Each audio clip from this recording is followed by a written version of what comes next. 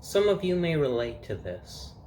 I was having an issue remembering what I had learned in a specific class of mine.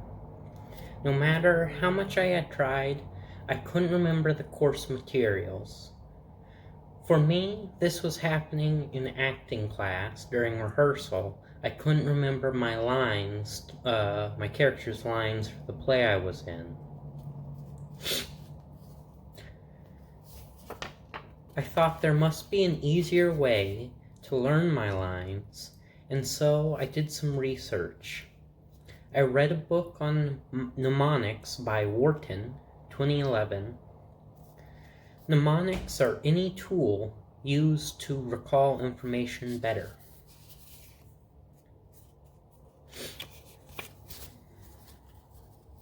After learning how to use mnemonics, I reasoned they can be used by anyone in all sorts of different situations.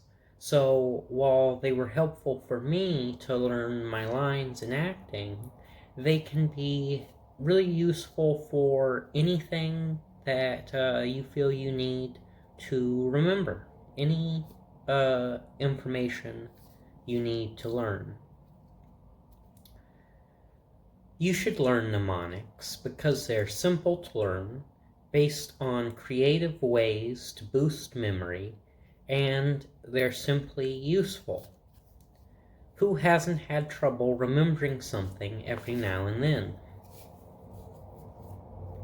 So, one point is that mnemonics are simple to learn, and you've probably already begun using some simple mnemonics as acronyms. You might have already used Roy G. Biv in a science class to remember the order of the colors of the rainbow, which Roy G. Biv, so red, orange, yellow, green, blue, indigo, and violet. There's also Please Excuse My Dear Aunt Sally, which is for the alignment of the planets, though I've never personally used that one before. I used acronyms for acting class, where I would take each word in my character's lines, and I would just write down the first letter of the word. And that's what I would use as notes for my character, and it was the only way I could remember any of my character's lines, is by cutting it down to the first letter and only reciting that in my mind. So what's really remarkable about the acronyms is that they're simple, they stay with you years later, and you typically can remember the order of the rainbow or the alignment of the planets. So they don't require much effort, but other systems of mnemonics, like the method of Loki, they're harder to use.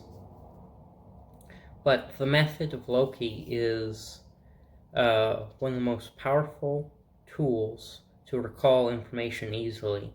It requires time and effort to learn how it works. The method of Loki, as mentioned in the video by Practical Psychology 2019, has you visualize a space you're familiar with, either real or fictional, that will help you associate what you learn with specific areas in your memory palace. The method of Loki was invented by the ancient Greeks and was used frequently until the Inquisition banned it for being non-Christian, as I found out in Darren Brown's book, 2021, who's a popular and famous magician who uses mnemonics all the time for his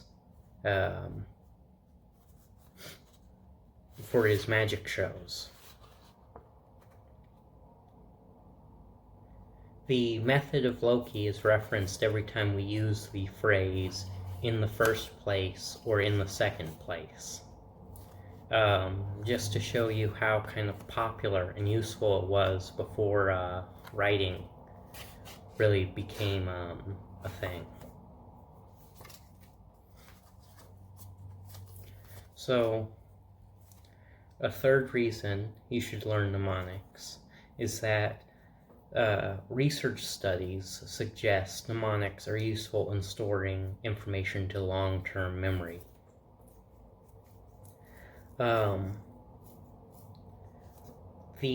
One of the popular research studies around mnemonics is called the Baker-Baker paradox, even though a video by Foyer 2012 admits it's not paradox.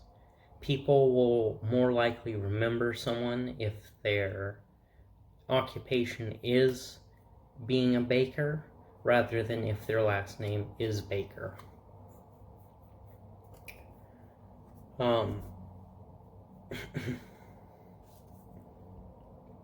Another research study by Rodiger